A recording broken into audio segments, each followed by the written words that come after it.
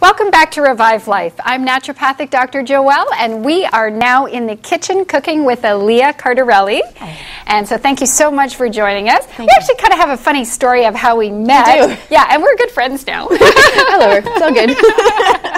Yeah, so, but I was really interested in what you were doing in your whole experience. So can you tell us a little bit about what got you into cooking? Oh, well, what got me into cooking? I love to cook, for one thing. It's a bit of a hobby, but I'd been sick for quite a long time, and last year I decided to invest some time and resources in figuring out why I wasn't feeling that well, and I went to see some naturopaths because the traditional medicine wasn't giving me enough detailed answers that I was looking for, and I found out that I had a lot of food intolerances. Okay, so hence needing food. Exactly. That fit the bill. So we're going to be focused on allergy foods and gluten-free foods, but the great thing about you is not only are you going through your experience, but you're also wanting to share with people. Exactly. So can you tell us about your blog? Sure. Okay. Yeah. Well, it started out last year as a way to just keep my recipes all in one spot. Every time I made something, I'd soon forget what I put into it because, as you can see here, there's about a bajillion different ingredients. So what I did is I started taking pictures and recording what I made, and it just kind of snowballed, and now I have a bunch of people that like to check in and see what I'm making, and I make sure that my baked goods are gluten-free and vegan to accommodate as many allergy types as I can. Okay, that's fabulous. So it's really a resource now for people. And as I understand, if people actually, you know, some people are intimidated by cooking. So if they're at that spot, what can they do? There's a lot of different things that you can do when you're starting out, especially for gluten-free cooking. The biggest thing I would suggest you do is, instead of looking at all these really scary flours and thinking, oh my gosh, how am I going to spend all this money, what am I going to do? Start out with one all-purpose baking mix. Pamela's and Judy's Magic mixes, both are very good.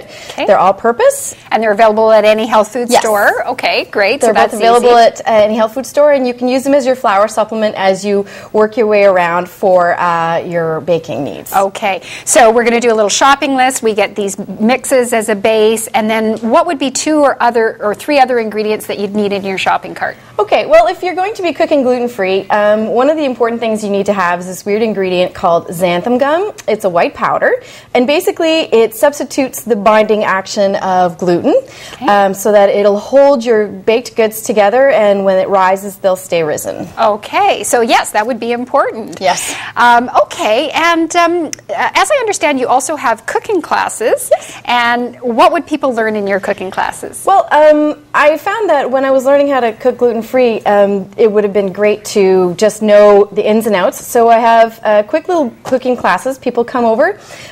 We have some recipes. Everybody gets to make their own and learn how to make the staples like bread and cookies and a few baked goods. And we have a lot of fun, and it's a great bonding experience for people who have similar digestive problems to meet others. That's important, a support network. Yeah. Exactly. Okay, well, let's show the viewers a couple of your wonderful recipes. Sure. So what are we cooking today? Okay, so today we're going to be making almond bread. Okay. It's a very simple, no yeast bread, which makes life a lot easier. Yes. What we're going to be doing is we're going to be mixing the wet ingredients first. This is because we're going to have some binding agents that need to gel together. Okay. So what I'm going to ask you to do, Dr. Joel, is to get the 4 tablespoons of flax. Okay, just pour it in the dump bowl. it in there. Okay. Mm-hmm. We're going to have 2 teaspoons of apple cider vinegar. Okay. And we have 7 tablespoons of almond milk. Okay. And I'm going to ask you, when you put it in there, just to give it a quick, vigorous stir to take out all the lumps. Okay. All right. Good. I know, it's starting to smell nice. Personally, I actually don't use very much xanthan gum in my own cooking. It doesn't make me feel very well, so I've been trying to find out ways of working around that. We're going to be doing now the dry ingredients. So we have 1.5 cups of almond flour. You can get this at most local health food stores. And I'm so interested in learning about this because one of the biggest challenges in working with any allergen is finding a great bread alternative. Oh, I know. And for me, I'm also sensitive to carbohydrates. Lucky me. So almond flour is great because it's very high in protein. We're going to put in some tapioca starch now. We have about a half a cup of tapioca starch. Great. These recipes are all on the blog, myrealfoodlife.com. So if you want to take a look, they're right there. Wonderful. Okay, and we have baking soda, teaspoon of baking soda, and some salt. I use sea salt because it's got more nutrients in it. Okay. And the important thing with gluten-free flours is to sift them. I just did a lazy sift, but you want to sift them as much as you can to create air pockets and lift, because gluten-free flour is actually a bit heavier than regular flour. Sorry about that. Nope. And so now what we're going to do is we're going to add the wet ingredients to the dry. This is why we did the wet ingredients first. We need time for the flax seed to swell and gel and absorb the wet ingredients so that when we mix them together, it'll hold well together. So go on ahead and pour that in. Okay, wonderful. And of course, we can see nutritionally, flaxseed really high in omega-3 fatty acids. Great for hair, skin, nails, getting you ready for the holidays. Oh yeah, it's great stuff. And I find the special thing about flax, you may not know, is that it works as a great egg replacement and binding agent if you use it well. Okay. So we're just going to give it a quick stir, and you'll notice that it's a bit thick, which is all right. It's supposed to be thick. We're going to do this. Okay. Okay. All right.